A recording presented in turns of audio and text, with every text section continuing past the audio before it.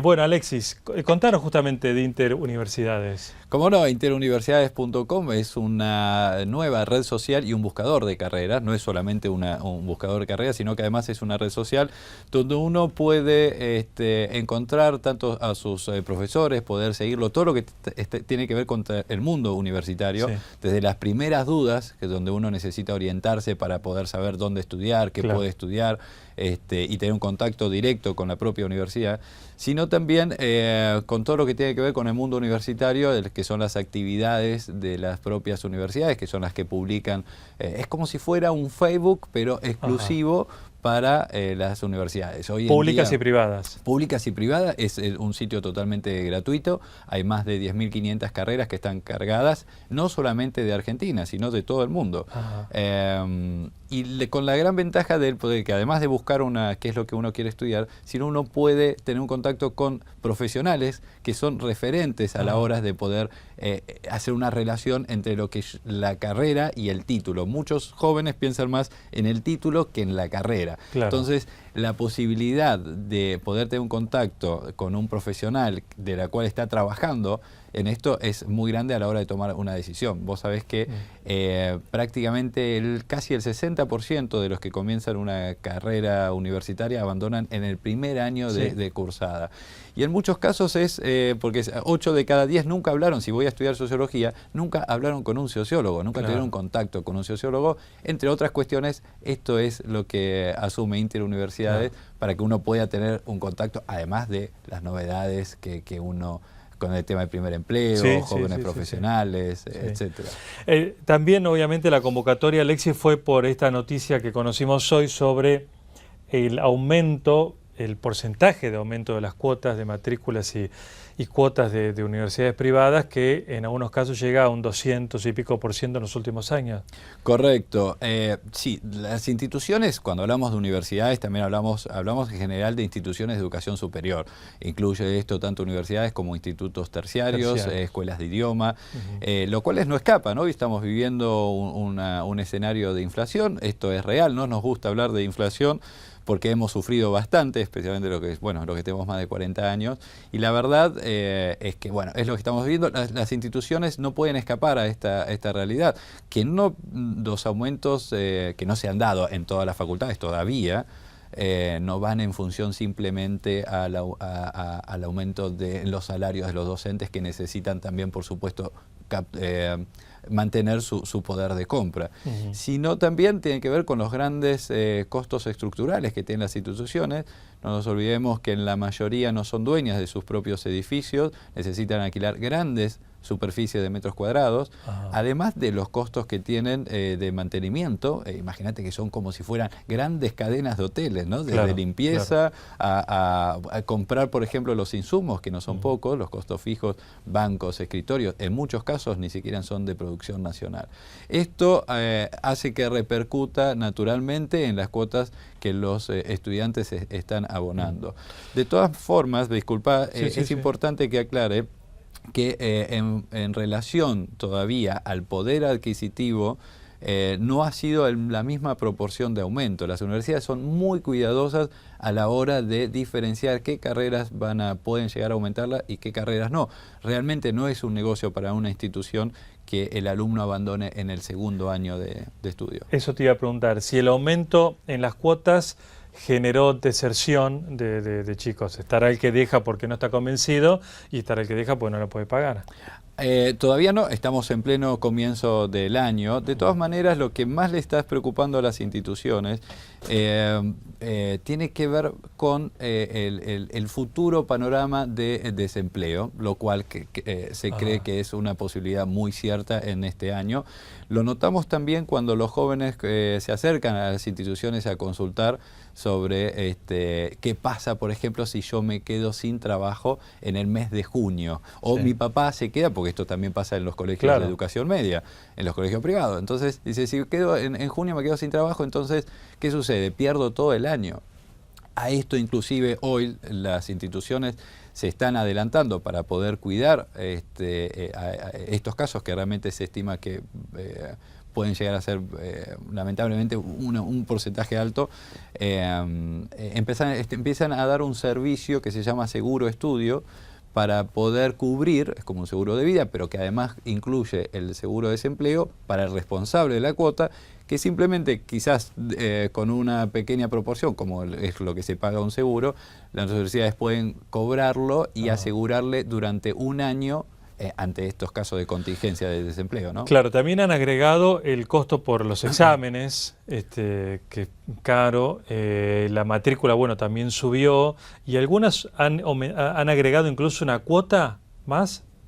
¿Un mes más de cuota al año? No es, o sea, no es que hayan agregado un mes más, sino lo que ha sucedido en algunos casos es que antes no lo cobraban. Ajá. Pero naturalmente la institución debe mantener una misma estructura en enero, por ejemplo, durante todo el año, ¿no? E inclusive quieren ser muy cuidadosas con este tema, por eso es que los aumentos se han dado por carreras y todavía no se han dado en la mayoría de las carreras. Las instituciones están cobrando por debajo de lo que deberían estar cobrando.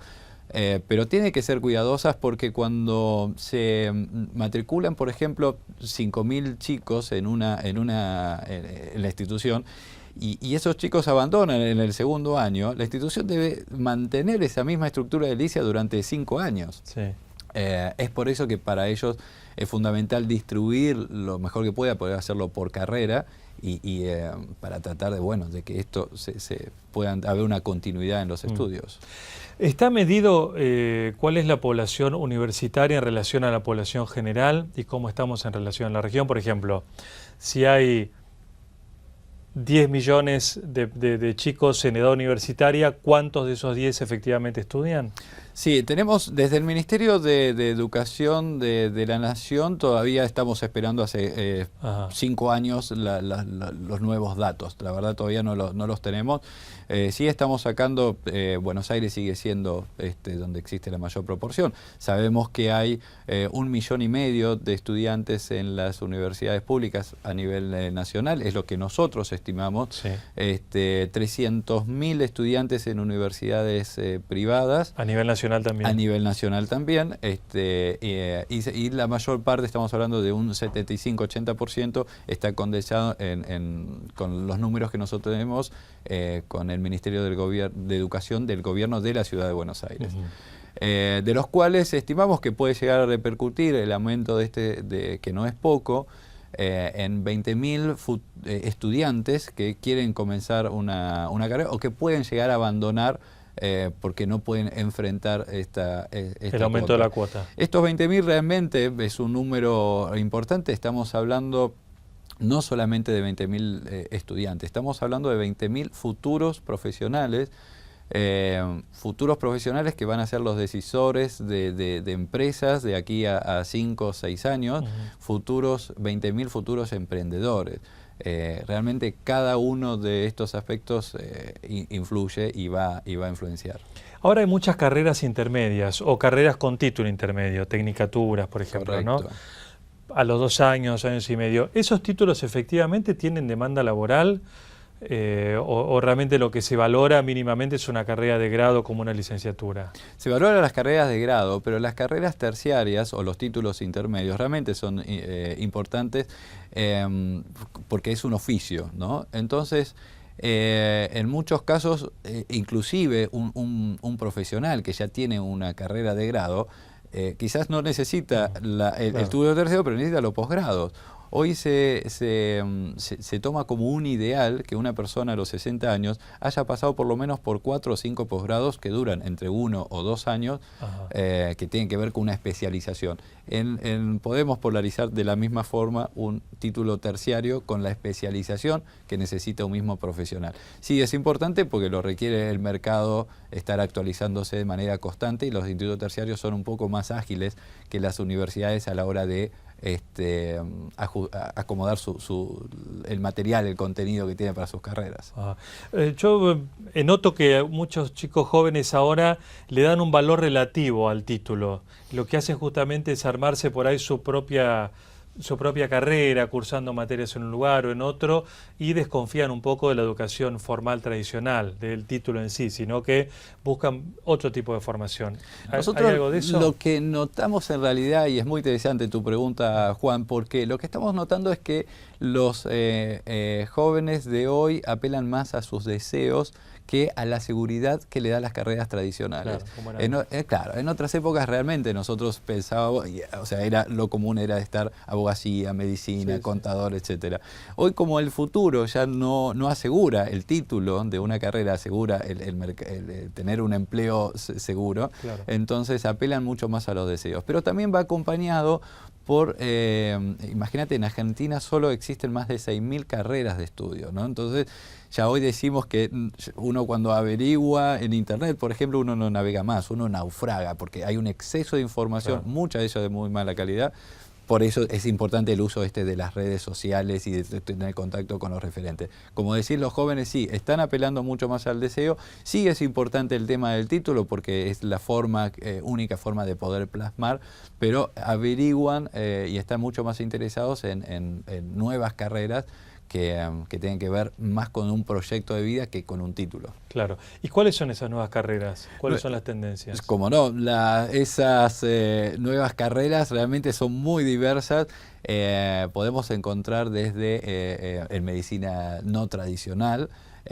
Hay cursos de posgrado, por ejemplo, en lo que es medicina de Ayurveda, que se dan inclusive en la propia UBA. Ayurveda, ¿no? Entonces, Ayurveda o Ayurveda, que tiene que ver inclusive con especializaciones y cursos que no está dentro de la medicina tradicional, clásica, que tampoco es la medicina no tradicional como es la medicina china, lo cual también hay un incremento muy importante en instituciones que hacen viajes inclusive a Beijing con universidades y empiezan a hacer convenios que quizás acá todavía no están legislados, pero que lo pueden legislar con acuerdos que hacen en China. Se conoce mucho, se ha popularizado este examen PISA que justamente lo que hace compara de alguna manera el rendimiento educativo de distintos países. A nivel universitario, ¿existe algo de eso? A nivel universitario tenemos parámetros en Argentina, por ejemplo, que es la CONEAU. De todas formas, existe hace muchos años y sí, son parámetros bastante exigentes, muy respetados. Hay un cambio también dentro de paradigma, tanto en lo que se refiere a las carreras como a la concepción misma de las carreras. El mercado de trabajo también ha cambiado, ya no es que hoy en día uno toma un título de un contador y dice, bueno, ya sabe por qué estudió en la universidad, qué es lo que nosotros necesitamos. Un contador hoy necesita saber, además, sobre tablero de control online, necesita conocer de otras plataformas, que eso seguramente no lo vio en la universidad. La concepción que se tiene también sobre las universidades, cuando hablamos desde el lado de los estudiantes, también hay un cuestionamiento a la autoridad que antes no existía. Claro. A la autoridad no que tiene que ver con el subordinado y el jefe, sino al conocimiento. Que debe al conocimiento, a las instituciones mismas también, ¿no? Hoy en día hay un cuestionamiento, lo cual me parece válido, muy interesante, tanto a las estructuras religiosas como de la policía, del ministerio, ¿no? Estamos realmente viviendo un cambio importante. ¿Y qué papel juega la vocación en este momento a la hora de elegir una carrera? ¿Puramente vocacional, pensando en una salida laboral? ¿Es fácil conjugar todavía esto? El tema de la vocación es importante porque en la mayoría de los casos se cree que es un don con el que uno nace. Hoy en día sabemos, para eso existen diferentes profesionales, que la vocación se va construyendo.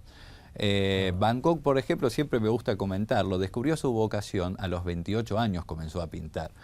Y hoy en día sabemos que es más importante inclusive la reorientación vocacional que la vocación misma, porque uno va descubriendo, va construyendo esa vocación en diferentes aspectos que lo acompañan en la vida y en los contextos que uno nos encontramos en lo laboral, en las relaciones que tenemos. Entonces, seguramente a los 30 años vamos a poder, esa reorientación va a tener que ver, mucho más que ver con nuestros deseos que lo que podemos llegar a descubrir a los 19 años. Esta reorientación vocacional se da bueno, en lo que vamos trabajando y ahí es donde existen también estas carreras de oficio a los cuales uno puede apelar o a los posgrados para poder acercarse más a lo que uno quiere hacer. Muy bien. Alexis, gracias por haber venido y quería consultar algo más. A veces uno por desconocimiento ni se entera que hay muchas becas para el exterior, a nivel nacional o provinciales, simplemente porque no se difunde. Hay como antes, lo digo porque recuerdo que pasaba antes, hay muchas posibilidades de becas afuera o internas que a veces no se hacen porque no se conocen simplemente. Realmente hay una movilidad a nivel, uno de los grandes cambios que hubo en esta década tiene que ver con la internacionalización de los estudios superiores. Hace muy poco, interuniversidades.com, hicimos un evento online con 100 universidades de los Estados Unidos, de los cuales no solamente entregaban diferentes premios, sino que uno tenía la posibilidad de tener un contacto directo con los directores y en el propio idioma, con los directores de admisión para consultarle estos programas de becas. Realmente son enormes, no solamente de becas, sino también de programas de estudio y trabajo, ¿no? Para que uno pueda también empezar a tener ese tipo de experiencia. En Buenos Aires se están dando este año cerca de 6 o 7 ferias, desde Australia, desde España, desde universidades que vienen de distintos lados para que uno pueda tener un contacto directo. Por supuesto hay que aprovechar las redes sociales hoy en día más que nunca para poder consultar todas estas inquietudes. Claro. Bien. Gracias, Alexis, por haber venido. Un placer, Juan. Gracias por la invitación.